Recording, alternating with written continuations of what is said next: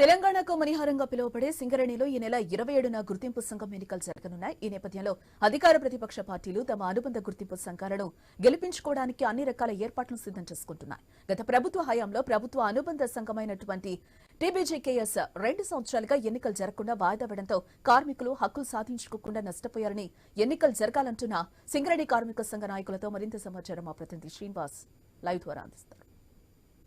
సంగ్రామంగా జరగాల్సిన సింగరేణి ఎన్నికలు 2019లో జరిగాయి. ఆ తర్వాత ఏదైతే 2 సంవత్సరాల నుంచి కూడా అప్పుడున్న టీజీబీకేస్ అడ్డుకోవడం వల్ల కూడా 4 సంవత్సరాల నుంచి ఎన్నికలు లేకుండా కూడా కార్మికులు ఉన్నారు. అదే అక్టోబర్ 27 జరగాల్సిన ఎన్నికలకు సార్వత్రిక అసెంబ్లీ ఎన్నికలలో భాగంగా ఆ ఎన్నికలు పోస్ట్ పోన్ చేయడం జరిగింది.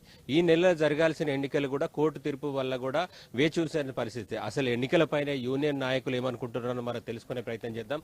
చెప్పండి, ఎన్నికలు జరుగుతూ బెటరా? కార్మికులు ఏమనుకుంటున్నారు? అసలు మీరేమనుకుంటున్నారు? 100% ఇప్పటికే ఎన్నికలు చాలా లేట్ అయ్యి 7 సంవత్సరాలు గడుస్తూ ఉన్నది. ఎన్నికలు డేట్ అయిపోయి ఇవాళ సింగరేణిలో వెంటనే ఎన్నికలు జరిపి గని కార్మికుల హక్కులు, ఇవాళ స్ట్రక్చరల్ మీటింగ్స్ లేవు, జేసీసీ మీటింగ్స్ లేవు. సింగరేణి గని కార్మికుల సమస్యల పరిష్కారానికి సంబంధించినటువంటి డయాసే సింగరేణి కాలేజీలో లేకుండా పోయింది. పాలక రాజకీయ పార్టీల ట్రేడ్ యూనియన్లు ఏవైనా కూడా గని కార్మికులకు న్యాయం చేసేటువంటి లక్ష్యంతో ఉండవు. అది టీఆర్ఎస్ కావచ్చు, అది కాంగ్రెస్ కావచ్చు, అది బీజేపీ కావచ్చు, లేకపోతే ఇంకేదైనా పార్టీ కావచ్చు. ఇవన్నీ కూడా ప్రభుత్వానికి అనుకూలంగా ఎట్లా అడుగులు వేయమంటే అట్లా అడుగులు వేసేటువంటివే. ఇవాళ పాలక రాజకీయ పార్టీలకు వ్యతిరేకమైనటువంటి ట్రేడ్ యూనియన్లు సింగరేణి కాలేజీలు ఉండటం మూలంగా గని కార్మికుల హక్కులు, సౌకర్యాల కొరకు పోరాడేటువంటి సంఘాలు అట్లా ఉండేటువంటివి మాత్రమే గని కార్మికులకు న్యాయం చేస్తాయి. చేసినటువంటి చరిత్ర కూడా సింగరేణి గని కార్మికులకు తెలుసు.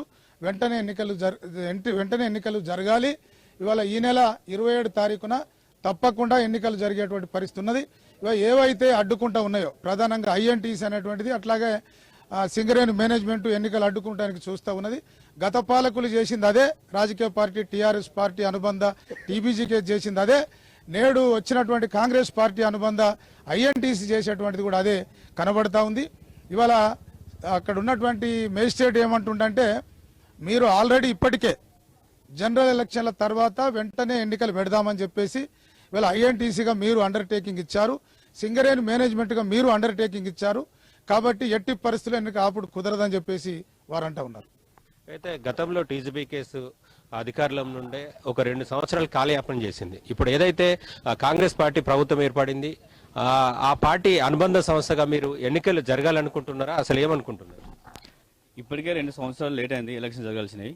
ఇప్పుడు మా జనక్ ప్రసాద్ గారు కూడా ఎలక్షన్స్ పెట్టాలని, ఎలక్షన్స్ వాయిదా వేయొద్దని ఈ 27 తారీఖు ఈ రావాల్సిన ఎలక్షన్లు ఖచ్చితంగా ఐఎన్టీసీ తరపు నుంచి మా వాళ్ళు కొట్లాడుతున్నారు. ఎలక్షన్ జరగాలని కార్మికులందరి మధ్యలో కూడా ఎలక్షన్ జరగాల్సి ఉన్నాయి.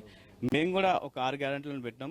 కార్మికులకు వసతైన మెరుగైన కావాల్సినవి కూడా మేము కూడా దాంట్లో భాగం చేసినాం. ఇప్పుడు ఎందుకంటే మా కాంగ్రెస్ పార్టీ అధికారం ఉన్నారు కాబట్టి, మా రేవంత్ రెడ్డి గారు సీఎంగా ఉన్నారు కాబట్టి వాళ్ళు చేసిన పనులు కూడా చాలా ఉన్నాయి కాబట్టి, ఎందుకంటే ఇంతకుముందు టీబీజీకేఎస్ నాయకులు చేసిన పొరపాట్లు కూడా కొన్ని ఉన్నాయి కాబట్టి కార్మికులకు అందరికీ నచ్చే విధంగా మా కాంగ్రెస్ పార్టీ కావచ్చు, మా ఎన్టీసీ కావచ్చు, మేము అందరం కలిసికట్టుగా ఉండి మా ఎన్టీసీని గెలిపించుకుంటామని.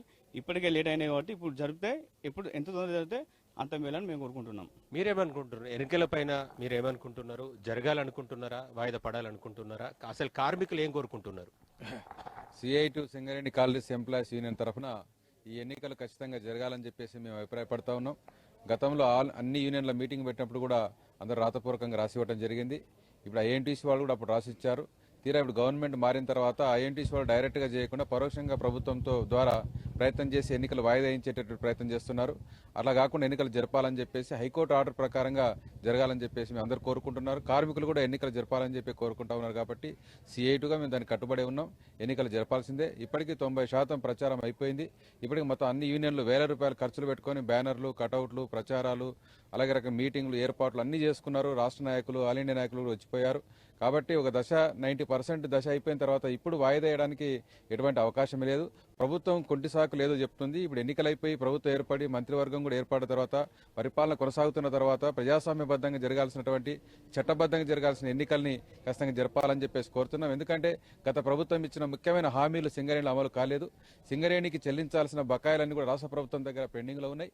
అవన్నీ కాంగ్రెస్ ప్రభుత్వం రేవంత్ రెడ్డి గారి గవర్నమెంట్ అయినా తక్షణమే సింగరేణికి చెల్లించాల్సినటువంటి వేల కోట్ల రూపాయల బకాయిలు అయితే ఉన్నో చెల్లించాలి. అట్లాగే గత ముఖ్యమంత్రి ఇచ్చిన హామీ అయితే ఉందో ఎన్నికల కోసం ఓట్ల కోసం రకరకాలుగా చెప్పాడు. ముఖ్యంగా సొంత ఇంటి కళ అనేటువంటిది ఒకటి ఇక్కడ ఉంది. అది 250 గజాల స్థలం ఇచ్చి 30 లక్షలు రుణం ఇవ్వాలని చెప్పి సిఐటిగా మేము కోరుకుంటున్నాం. గత ప్రభుత్వం కూడా హామీ ఇచ్చింది కాబట్టి అది కూడా ఇవ్వాలని చెప్పేసి, అలాగే ఇతరత్ర ఇన్కమ్ ట్యాక్స్ల సమస్యలు ఉన్నాయి, ప్రమోషన్లు, ట్రాన్స్ఫర్లు, కొత్త బావుల తవ్వకాలు, ఇట్లాంటి చాలా సమస్యలు ఉన్నాయి. సింగరేణిలో ఒక అవినీతి కూడా పెద్ద ఎత్తున పెరిగిపోయింది. ఈ ధనం అంతా దుర్వినియోగం అయిపోతా ఉంది. ఈరోజు ఈ నిధులన్నింటి కూడా ప్రభుత్వం అనేక రకాల పథకాలు వాడేసుకుంటున్నారు. అలాగే ఎమ్మెల్యేలు, ఎంపీలు, మంత్రులు, రాజకీయ నాయకులు కూడా ఈ మొత్తం సింగరేణి వనరులను సొంత జాగిరిలాగా వాడుకుంటున్న పరిస్థితి మనం చూస్తా ఉన్నాం. కాబట్టి ఈ వ్యవస్థ మారాలి. ఇప్పుడు వచ్చినటువంటి మరి కాంగ్రెస్ గవర్నమెంట్ కూడా అదే చేస్తుందా, అదే బాటలు పోతుందా? ఒకవేళ అదే బాటలు పోతే మాత్రం ఖచ్చితంగా మళ్ళీ ఈ ప్రభుత్వం పైన కూడా సిఐటిగా మేము పోరాటం చేయాలని చెప్పేసి అనుకుంటున్నాం.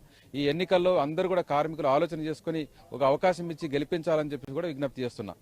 యూనియన్ల పరంగా చూసుకున్నా, కార్మికులు చూసుకున్నా కూడా 2 సంవత్సరాల కిందట జరగాల్సిన ఎన్నికలు పోస్ట్ పోన్ అవడంతో కూడా కార్మికులకు సాధించుకోవాల్సిన హక్కులు అక్కడే పెండింగ్ లో ఉన్నాయని, ఇమీడియట్లీగా ఎన్నికలు జరుగుతాయి, కార్మికులకు న్యాయం జరుగుతుందని, ఏదైతే కార్మికులకు సంబంధించిన సింగరేణి నిధులు కూడా దుర్వినియోగం ఇప్పటికి గత ప్రభుత్వం దుర్వినియోగం చేసిందని, ఇప్పటికిప్పుడు ఎన్నికలు జరిగితే మాత్రం ఆ నిధులన్నీ తిరిగి వచ్చి కార్మికుల హక్కులు సాధించడానికి కూడా ఇమీడియట్లీ ఎన్నికలు జరగాలని మనతో పాటు యూనియన్ నాయకులు చెప్తున్నారు. కెమెరామెన్ రమేష్ శ్రీనివాస్, ఐన్యూస్, మంచిర్యాల జిల్లా.